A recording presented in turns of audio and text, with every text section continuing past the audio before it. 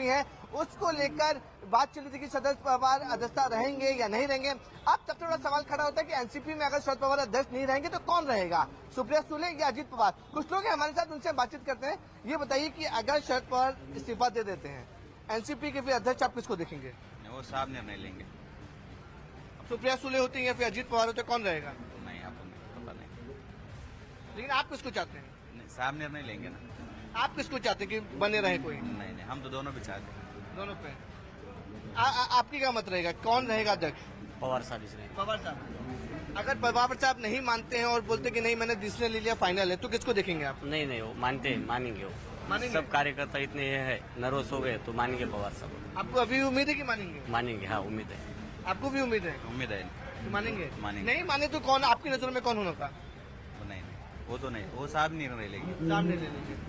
तो अनुपमा देखिए, जिस तरीके से एनसीपी के कार्यकर्ता यहाँ पे मौजूद हैं, उनका साफ तौर पर कहना है कि अभी भी उनके लिए शरद पवार ही अध्यक्ष रहेंगे।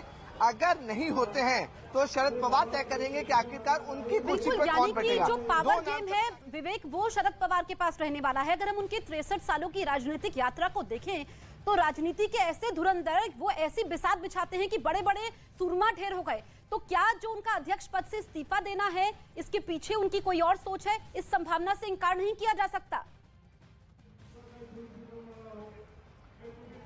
हाँ बिल्कुल सही अनुपात, देखिए काफी ज्यादा कैलकुलेटेड है और उन्हें राजनीतिक चाणक्य भी कहा जाता है। जिस तरह से नीरज बता रहे थे कि अगले साल 2024 में महाराष्ट्र में विधानसभा चुनाव होने वाले हैं। अगर एक साल का समय, अगर शरद पवार अपने अध्यक्ष पद से इस्तीफा दे देते हैं और किसी और को इस्तीफे और किसी और को अगर प्रेसिडेंट बनाया जाता है तो उसके बाद एक साल का समय रहेगा ताकि वो एनसीपी को पूरी तरह से प्रचार कर सके। लेकिन अजीत पवार ने साफ तौर पर कह दिया है कि जो भी चुनाव होंगे वो शरद पवार उसमें कैंपेनिंग करेंगे, शरद पवार की एक एक बात मानी जाएगी पार्टी के अंदर। अब मैं आपको बता दूं कि जिस तरीके से नेशनल लेवल, जिस तरह से पार्टी स्टेटस, जो नेशनल लेवल पार्टी स्टेटस जब हटाया गया था, उसको लेकर शरद पवार काफी ज्यादा दुख थे, क्योंकि एनसीपी एक बड़ी पार्टी थी, महाराष्ट्र में के साथ साथ पूरे देश भर में चुनाव लड़ती थी। लेकिन उनका नेशनल लेवल का स्टेटस हटाने के बाद शरद पवार थोड़े से दुख जरूर थे। महिला कार्यकर्ता उनके साथ, उनसे बात करते हैं। मैं भी बताइए कि जिस तरीके से शरद पवार जी ने इस्तीफे का ऐलान किया, आपका पहला रिएक्शन क्या था? कुछ रिएक्शन नहीं है, कुछ भी रिएक्शन नहीं दे सकते क्योंकि उनका रिप्लेसमेंट हो ही नहीं सकता है और हम सब चाहते हैं कि वो हमारे साथ में रहे और वही रहे। लेकिन पवार साहब को मनाने की पूरी कोशिश की जा रही है, मान नहीं रहे, तो आप लोग क्या देखते हैं? सुप्रिया सुले को देखते हैं या अजीत पवार को देखते हैं? सावी। उनका कोई रिप्लेसमेंट है ही नहीं है, उनका रिप्लेसमेंट है ही नहीं है कोई। लेकिन पवार साहब तो मान नहीं रहे अभी। नहीं, वही रहेंगे।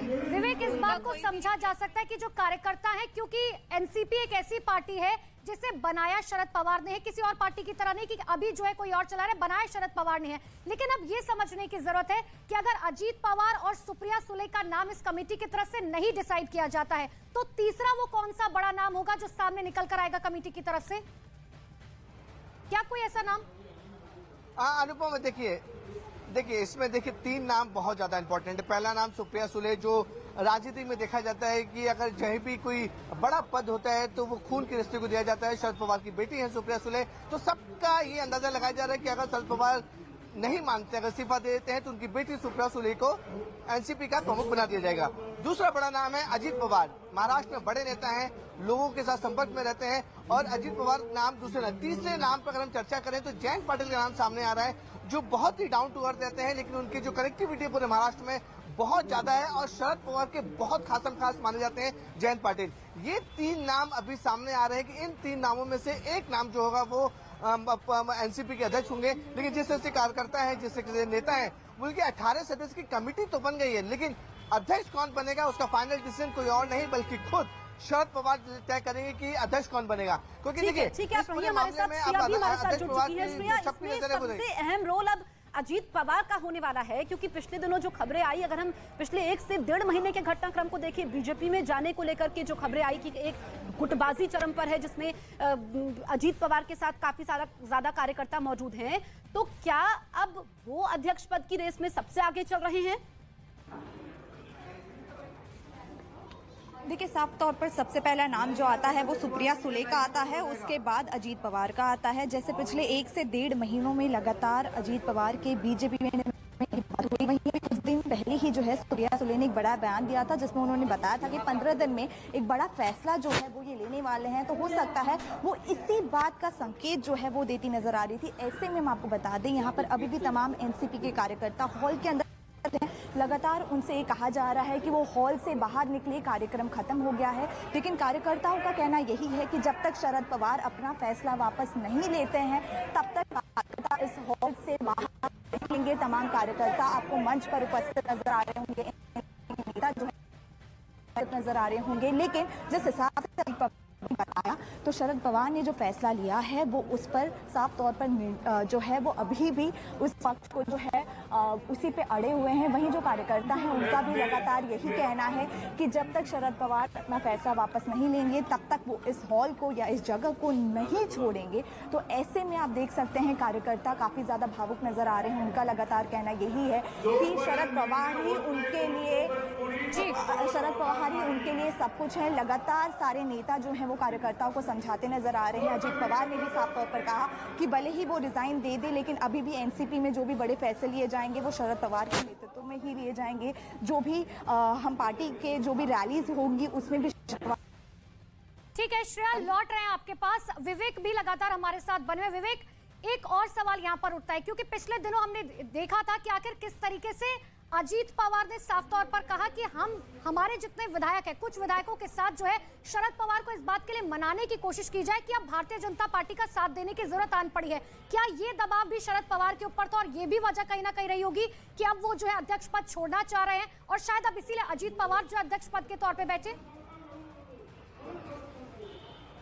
देखिए अनुपमा, दो चीजें। एक तो उन्होंने जो आज किताब का विमोचन किया उसने उन्होंने अपनी किताब में साफ तौर पे लिखा हुआ कि 2019 में अजीत पवार ने जो भी किया था वो काफी ज्यादा चौंकाने वाला था। काफी नाराज भी थे शरद पवार उसके लिए। दूसरे उन्होंने किताब में लिखा उद्धव ठाकरे जो उन्हें सीएम बनाया गया था, हो सकता है महाविकास अघाड़ी में उद्धव ठाकरे को सीएम बनाना ही सबसे बड़ा तूफान था। ये दो इंपॉर्टेंट पॉइंट है जिसको लेकर शरद पवार ने अपनी नाराजगी दिखाई। लेकिन देखिए स्क्रीन पे मैंने आपको जयंत पाटिल का नाम बताया। अगर मैं अपने कैमरे रमेश को बोलूंगा, शरद पवार के बगल में उनकी पत्नी जी बैठी हुई है, पत्नी के ठीक बगल में शरद पवार के जयंत पाटिल बैठे हुए हैं। तो जितने कार्यकर्ता हैं, जितने नेता हैं वो यहाँ पे मौजूद है। सुप्रिया सुले भी सामने देख सकती है, लेकिन सुप्रिया सुले शरद पवार के पास नहीं बैठी हैं। जयंत पाटिल देखिए बहुत करीब है, उनके राइट हैंड माने जाते हैं, इसलिए मैं जयंत पाटिल का नाम बोल रहा हूँ क्योंकि अगर सुप्रिया सुले और अजीत पवार नहीं होते हैं तो जयंत जा रहा है। लेकिन हम आपको बता दें जिस हिसाब से अजीत पवार के बारे में पिछले कुछ महीनों से चर्चाएं हो रही थी कि वो बीजेपी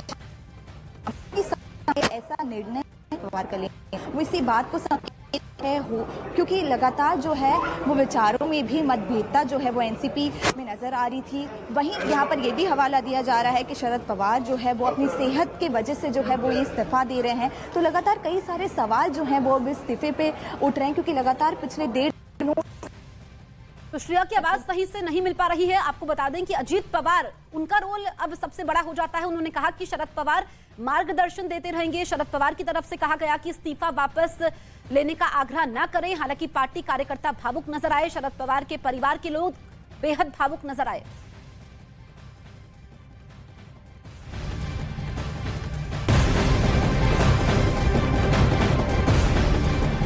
और देखिए बड़ी खबर इस वक्त की आपको बता दें, बड़ी खबर बता रहे कर्नाटक के घोषणा पत्र पर प्रधानमंत्री नरेंद्र मोदी ने बड़ा हमला बोला है, साथ ही निशाना साधा है। प्रधानमंत्री ने कहा कि कांग्रेस पार्टी ने पहले श्रीराम को बंद किया था। बिल्कुल, दरअसल जो कांग्रेस ने आज घोषणा पत्र जारी किया है उसने